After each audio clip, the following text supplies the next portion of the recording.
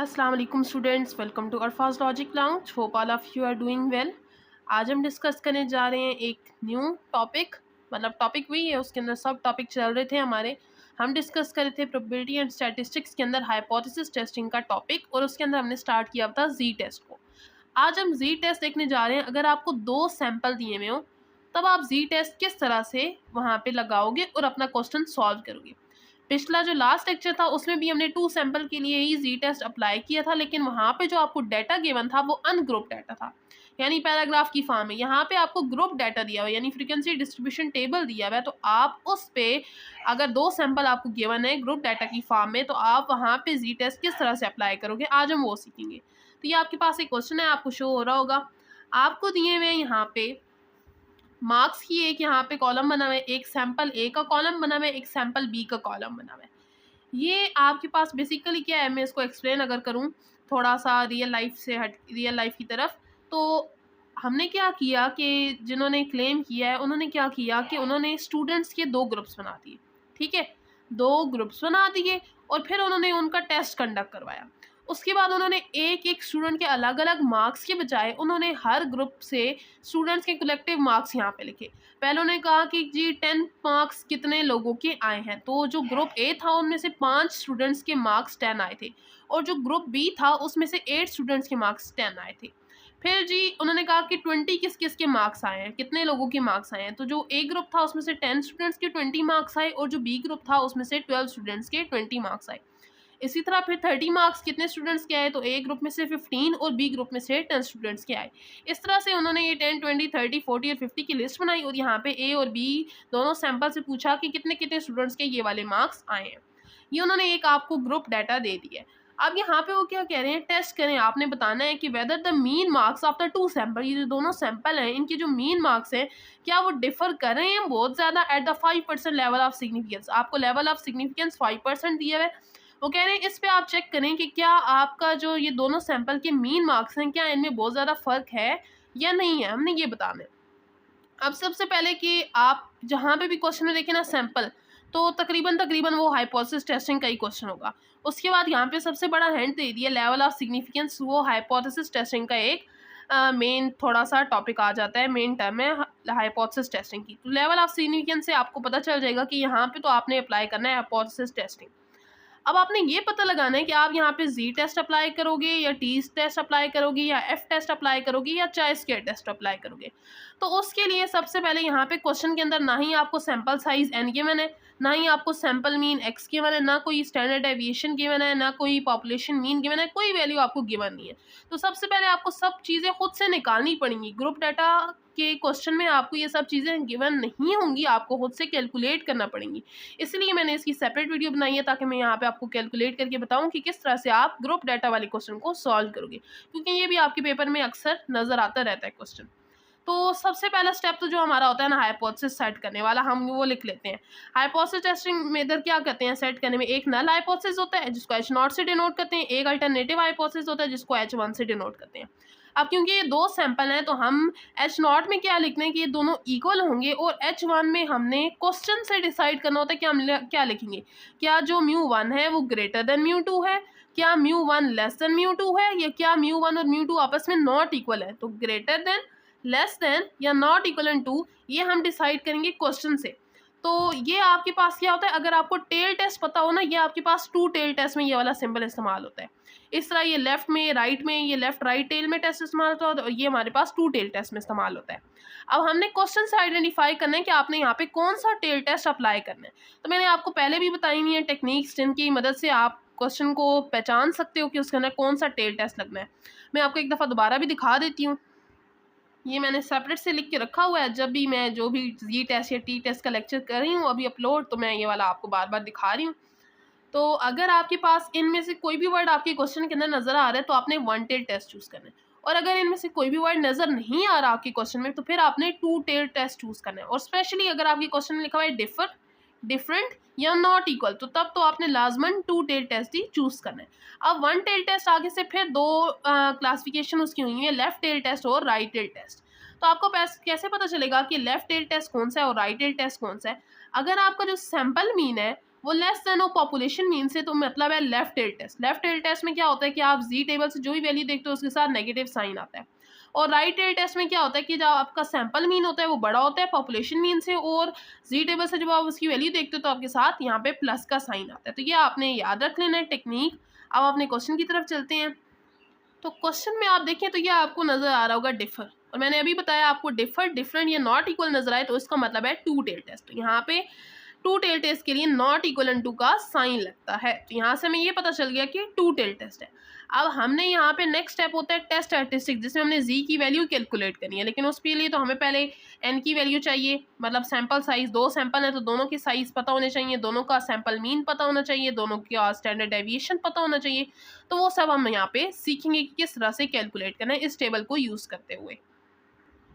अभी यहाँ पे देखिए जो आपको क्वेश्चन के अंदर गिवन था, एक x गिवन था, एक f1 गिवन था, एक f2 गिवन था, उसको इस्तेमाल करते हुए मैंने ये सारी वैल्यूज कैलकुलेट की। सबसे पहले तो आपको ये पता होना चाहिए कि ये जो f1 था ये सैंपल A था, यानी A ग्रुप। तो मैं आपको बता रही थी कि 10 जो मार्क्स आए हैं वो 5 स्टूडेंट्स के आए हैं, 20 जो मार्क्स आए हैं वो 10 स्टूडेंट्स के आए हैं, 30 मार्क्स 15 स्टूडेंट्स के आए हैं, 40 मार्क्स 10 स्टूडेंट्स के आए हैं और 50 मार्क्स 10 स्टूडेंट्स के आए हैं। इसका मतलब ये स्टूडेंट्स की तादाद लिखी हुई है। तो सैंपल ए में कितने स्टूडेंट्स हैं, अगर हम इन तमाम को प्लस कर लें तो हमारे पास n1 की वैल्यू आ जाएगी, यानी सैंपल नंबर 1 की। n1 भी लिख सकते हैं आप, na भी लिख सकते हो। तो इन सब को अगर मैं प्लस करूं तो मेरे पास बनेगा 50, जिसको n1 या सिग्मा f1 का नाम देंगे, क्योंकि ये सारी f1 है ना, तो f1 को प्लस करने, प्लस का साइन होता है सिग्मा, ये वाला। तो क्योंकि ये सैंपल 1 की सैंपल साइज है इसलिए हम इसको n1 से डिनोट करेंगे। इसी तरह ये जो f2 है ये b ग्रुप के स्टूडेंट्स की तादाद है, तो मैं इन सबको भी प्लस कर लूँगी। तो यहाँ से मेरे पास सैंपल 2 का सैंपल साइज आ जाएगा, जो सैंपल b था उसका सैंपल साइज जिसको मैं n2 से डिनोट करूँगी वो आ जाएगा। तो इन सबको मैंने प्लस किया तो 40 आ गया। अब ये तो हो गया मेरे पास n, यानी सैंपल साइज आ गया दोनों जो ग्रुप से दोनों का। अब मुझे क्या करना है, मुझे तो मीन भी चाहिए और मुझे स्टैंडर्ड डेविएशन भी चाहिए, क्योंकि अगर यहाँ से एक बात कंफर्म हो रही है ना कि n की तादाद क्या है, देखिए 50 है, यहाँ पे क्या है 40 है। और z टेस्ट हम कब अप्लाई करते हैं, अगर n की वैल्यू 30 या 30 से बड़ी हो। अगर 30 से छोटी हो फिर हम t टेस्ट अप्लाई करते हैं, और अगर 30 या 30 से बड़ी हो तो z टेस्ट अप्लाई करते हैं। तो यहाँ पे देखिए 50 और यहाँ पे 40 है, तो इससे ये कंफर्म हो गया कि यहाँ पे हमने कौन सा टेस्ट अप्लाई करना है, z टेस्ट। अब तो दो सैंपल है तो 2 सैंपल वाला z का टेस्ट अप्लाई करेंगे, तो वो मेरे पास ये फार्मूला था, z is equal to x1 bar minus x2 bar over s1 का square over n1 plus s2 का स्क्वायर ओवर n2 और उसका होल स्क्वायर रूट। तो इसका मतलब मुझे ये सैंपल मीन चाहिए, स्टैंडर्ड डेविएशन चाहिए और सैंपल साइज मैं निकाल चुकी हूँ। तो ये दोनों वैल्यूज़ मुझे यहाँ पे चारों वैल्यूज़ चाहिए ताकि मैं यहाँ पे फार्मूला के अंदर पुट कर सकूँ। तो यहाँ से आपको ये पता चल गया कि आपका टेस्ट कौन सा है, जी टेस्ट। तो आपने जी टेस्ट का अंदाजा किससे लगाना है, एन की वैल्यू से। तो एन की वैल्यू 30 या 30 से बड़ी है, हम लगाएंगे जी टेस्ट। अब ये सारी जो वैल्यूज़ रह गई हैं इनको निकालने के लिए ये ज़रूरी कुछ चीज़ें थी मैंने यहाँ पे निकाली हैं। सबसे पहले मैंने इस x का ले लिया स्क्वायर, उसके बाद मैंने f1 और x को किया मल्टीप्लाई, जो आंसर आया मैंने यहाँ लिख लिया। उसके बाद मैंने f2 और x को किया मल्टीप्लाई, जो आंसर आते गए मैंने यहाँ लिख लिए। फिर मैंने f1 और x स्क्वायर को मल्टीप्लाई किया, वो मैंने यहाँ आंसर लिख लिया। और फिर मैंने f2 और x स्क्वायर को मल्टीप्लाई किया, जो आंसर आया वो यहाँ लिख लिया। उसके बाद मैंने इन सब की वैल्यूज़ को प्लस कर लिया, टोटल वैल्यू यहाँ पे sigma f1x, sigma f2x, sigma f1x square और सिग्मा f2x स्क्वायर। ये चार वैल्यूज़ मैंने क्यों निकाली हैं, ये आपको चाहिए सैंपल मीन निकालने के लिए और स्टैंडर्ड डेविएशन निकालने के लिए, इसलिए ये मैंने पहले निकाल ली है। अब मैं यहाँ से आपको दिखाती हूँ कि किस तरह से मैं यहाँ से इन वैल्यूज़ का इस्तेमाल करते हुए सैंपल मीन निकालूंगी और स्टैंडर्ड डेविएशन निकालूंगी। अगर आप चाहें तो आप इसको नीट में भी बना सकते हो। आप हाइपोथेसिस को सेट करने से पहले इसको फर्स्ट बिल्कुल स्टार्ट में बना देना। मैंने पहले हाइपोथेसिस लिख लिया था इसलिए मैंने इसको रफ में बना लिया, मैंने इसको नीट में नहीं लिखा। लेकिन नीट में आप लिख लीजिएगा ताकि आपकी कोई गलती ना हो, आसानी से आपका क्वेश्चन सॉल्व हो जाए। स्टेप 1 में हमने हाइपोथेसिस को सेट कर लिया। अब स्टेप 2 में जो कैलकुलेशन की हम यहाँ पे लिख लेंगे। n1 यानी सैंपल साइज पहले सैंपल का, जिसको हम सिग्मा f1 भी कह रहे हैं, 50 आया। सिग्मा f1x 1600 आया। सिग्मा f1x स्क्वायर आपके पास 59,000 आया। अब मुझे इसका इस्तेमाल करते हुए अपना सैंपल मीन निकालना है फॉर सैंपल ए। तो सैंपल मीन, पहले सैंपल को मैं 1 का नाम दे दूंगी, यानी x1 बार। सैंपल मीन किस तरह से निकलता है, जितनी भी वैल्यूज़ हैं sigma f1x over sigma f1, यानी f1x की जितनी भी f1 और x को मल्टीप्लाई करने से जितनी भी वैल्यूज़ आई हैं उनका सम लेना है, और फिर f1 का जितनी भी f1 में वैल्यूज़ हैं उनका सम, यानी उसको हम n1 भी कह सकते हैं, ठीक है। ये आपके पास सैम्पल मीन का फार्मूला है, यानी टोटल जितनी भी वैल्यूज़ होती हैं उनको प्लस करके और टोटल नंबर पर हम कर देते हैं डिवाइड। तो टोटल जो वैल्यूज़ प्लस की 1600 बना और जो हमारे पास F1 की वैल्यूज़ को प्लस किया, टोटल हमारे पास 50 बन रहा था तो हमने 50 पर कर दिया, उसको डिवाइड 32 आ गया। तो ये आपने याद रख लेना है, सिंपल डायरेक्ट मीन निकालने का ये फार्मूला है। अब मीन निकाल लिया, आप सैंपल ए के लिए स्टैंडर्ड डेविएशन भी निकालना है तो स्टैंडर्ड डेविएशन का फार्मूला भी आपने ये याद रख लेना है। ये फार्मूला एज इट इज़ आप यहाँ पे यूज़ करोगे। अगर आपके पास एक ही सैंपल हो ना तो फिर आप यहाँ 1 1 का नाम नहीं दोगे, आप सिंपल f(x²) इस तरह से। लेकिन हमारे पास 2 सैंपल हैं इसलिए हमने एक को 1 का नाम दिया और बी वाले को हम 2 का नाम देंगे। यहाँ पे हमने वैल्यूज पुट की, इसको ये कैंसिल हो गया, इसको इस पर डिवाइड किया, 1180 आ गया, 32 का स्केयर लिया, देन माइनस किया, स्केयर रूट लिया, ये आपके पास S1 यानी स्टैंडर्ड डेविएशन की वैल्यू आ गई फॉर सैंपल ए। इसी तरह सैंपल बी के लिए भी हमने वैल्यूज निकाल लेनी है। ये हम निकाल के आ चुके हैं, N2 भी निकाल के आ चुके हैं, सिग्मा F2x भी निकाल के आ चुके हैं और सिग्मा F2x² भी निकाल के आ चुके हैं। अब आपको समझ आ गई होगी कि हमने ये दो वैल्यूज़ क्यों निकाली, क्योंकि हमें यहाँ पे मीन और स्टैंडर्ड डेविएशन निकालने के लिए वैल्यू ज़रूरत थी। तो यहाँ पे x2 की वैल्यू किस तरह से निकलेगी, sigma F2x over sigma F2। ये फार्मूलाज हैं, आपने इसी तरह से याद रखने। तो हमारे पास बी सैंपल का जो मीन है वो क्या आ जाएगा, 26.5। अब स्टैंडर्ड डेविएशन निकालना है बी सैंपल के लिए, तो यहाँ पे हम पुट करेंगे सिग्मा F2x² की वैल्यू, ये वाली 34,200। उसके बाद नीचे आप सिग्मा F2 की वैल्यू पुट करोगे जो आपके पास ये इधर 40 थी, ठीक है। माइनस यहाँ पे आप x2 का स्क्वायर यानी ये वाली जो मीन आया ना उसका स्क्वायर यानी 26.5 का स्क्वायर, इसको इस पर डिवाइड कराएंगे, इसका स्क्वायर लेंगे, अगेन माइनस करेंगे, स्क्वायर रूट लेंगे, ये आपके पास स्टैंडर्ड डेविएशन सैंपल बी की वैल्यू आ जाएगी। यहाँ पर अब हमने सारी वैल्यूज निकाल ली हैं। अब हम अपना जी की वैल्यू है वो कैलकुलेट करेंगे, टेस्टिक। अब ये आपके पास मैं आपको बता चुकी हूँ, जी को कैलकुलेट करने के लिए फार्मूला है 2 सैंपल्स अगर दिए हैं तब आपने ये फार्मूला यूज़ करना है, ठीक है। अब यहाँ पे जो आपने वैल्यूज़ निकालनी है यहाँ पे पुट करोगे, नीचे स्केयर है तो पहले आपने स्केयर लेना है और उसके बाद उसको डिवाइड कराना है, ठीक है। डिवाइड कराने के बाद आप उनको प्लस करोगे, फिर उसका स्केयर रूट लोगे एंड देन डिवाइड कराओगे, आपके पास ये वैल्यू आ जाएगी। अब टेस्ट स्टैटिस्टिक्स यानी जी की वैल्यू कैलकुलेट करने के बाद क्या करते हैं, हम टेबल से जी की वैल्यू निकालते हैं और उन दोनों को करते हैं कंपेयर।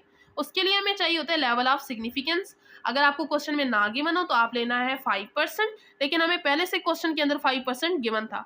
आपको वो 5% दे सकता है, 1% दे सकता है, 10% दे सकता है। अगर ना दे तो आपने खुद से 5% एज्यूम कर लेना है। तो 5% पे आप देखोगे टू टेल टेस्ट के लिए, क्योंकि हमने शुरू पे हाइपोथेसिस सेट करते हुए देखा था क्वेश्चन के अंदर डिफर का वर्ड आ रहा था, तो डिफर से मुराद टू टेल टेस्ट है। तो यहाँ पे टू टेल टेस्ट में हम 5% पे अपनी वैल्यू देखेंगे टेबल के अंदर तो वो आ जाएगी 1.96, और क्योंकि टू टेल टेस्ट है इसलिए प्लस माइनस दोनों साइन आते हैं। अगर अभी तक आपने जी टेबल को नहीं सीखा कि किस तरह से हम उससे वैल्यू रीड करते हैं तो मैं यहाँ पे डिस्क्रिप्शन में इसका लिंक दे दूंगी, आप अगेन जाके देखें, मैंने वहाँ पे एक्सप्लेन किया हुआ है कि आप किस तरह से जी की वैल्यू टेबल से रीड करते हो, ठीक है। इसके अलावा जो अनग्रुप डाटा के लिए मैंने 2 सैंपल जी टेस्ट एक्सप्लेन किया है उसका लिंक भी मैं आपको डिस्क्रिप्शन में दे दूंगी, आप अनग्रुप डाटा को भी जाके देख लीजिएगा। अच्छा, तो यहाँ तक हो गया। अब हमने क्या करना है, जो कैलकुलेट की है जी की वैल्यू और जो टेबल से निकाली है उन दोनों को करना है कंपेयर। जो कैलकुलेट किया वो आई है 2.09 और जो टेबल से निकाली है वो 1.96। अब कैलकुलेट वाली बड़ी होगी और टेबल वाली होगी छोटी, तो हमने यहाँ पे लिख लिया। अगर आपकी कैलकुलेटेड वैल्यू बड़ी हो जाए टेबल वाली वैल्यू से तो आप नल हाइपोथेसिस को रिजेक्ट कर देते हो, और अगर आपकी टेबल वाली वैल्यू बड़ी होती तो फिर आप इसको रिजेक्ट ना करते, आप इसको एक्सेप्ट करते, ठीक है। H0 में क्या था, H0 में आपने नल हाइपोथेसिस में लिखा था कि μ1 इक्वल है μ2 के, यानी सैंपल ए और सैंपल बी के मीन मार्क्स इक्वल हैं, तो हमने इसको कर दिया रिजेक्ट। इसका मतलब दोनों के मार्क्स इक्वल नहीं हैं, तो हम ये अपने कंक्लूजन में क्वेश्चन के कंटेक्स्ट की वर्डिंग में हम यहाँ पे लिख देंगे। तो हमने यहाँ पे लिखा कि सफिशिएंट एविडेंस हमें मिल गया जिससे हम ये कंक्लूजन दे सकते हैं कि जो मीन मार्क्स हैं सैंपल ए के और सैंपल बी के वो बहुत ज़्यादा डिफरेंट हैं एक दूसरे से 5% लेवल ऑफ सिग्निफिकेंस पे। अगर आप 1% देते, क्वेश्चन में 1% दिया हुआ हो तो आपका और आंसर आएगा, 10% दिया हुआ हो तो आपका और आंसर आएगा, ठीक हो गया। तो यहाँ पे मैंने आपको ग्रुप डाटा को एक्सप्लेन कर दिया 2 सैंपल टेस्ट के लिए। अगर आपको एक ही सैंपल दिया हुआ हो तो फिर आप जी टेस्ट तब भी अप्लाई करोगे। आपने सबसे पहले देख लेना एन की वैल्यू 30 या 30 से बड़ी है, वो देख लेना है। उसके बाद आपने जिस तरह से अभी हमने मीन कैलकुलेट किया और स्टैंडर्ड डेविएशन कैलकुलेट किया, आपने कैलकुलेट कर लेना है, ठीक है। वहाँ पे आपको एक सैंपल दिया होगा तो आपने सिर्फ उसी सैंपल के लिए मीन और स्टैंडर्ड डेविएशन कैलकुलेट करना है। उसके बाद पॉपुलेशन मीन आपको क्वेश्चन के अंदर गिवन होगा, तो आपने ये जो जी का फार्मूला होता है वो लगा लेना है, x बार minus mu over standard deviation over square root n। तो यहाँ पे स्टैंडर्ड डेविएशन के अंदर आप ये वाली वैल्यू पुट करोगे जो आप यहाँ से कैलकुलेट करोगे। तो इस तरह से आपका सिंगल जो वन सैंपल अगर दिया हुआ हो तब आप जी टेस्ट किस तरह से ग्रुप डाटा के लिए करते हो, तो वो भी मैंने आपको यहाँ पे साथ साथ एक्सप्लेन कर दिया। उम्मीद है आपको तमाम क्वेश्चन समझ आ गया होगा। कोई कन्फ्यूजन हो तो फिर भी आप कमेंट बॉक्स में पूछ सकते हैं। वीडियो को लाजमी लाइक करें, चैनल पे नहीं हो तो सब्सक्राइब करें। मिलते हैं नेक्स्ट लेक्चर में, तब तक के लिए अल्लाह हाफिज़।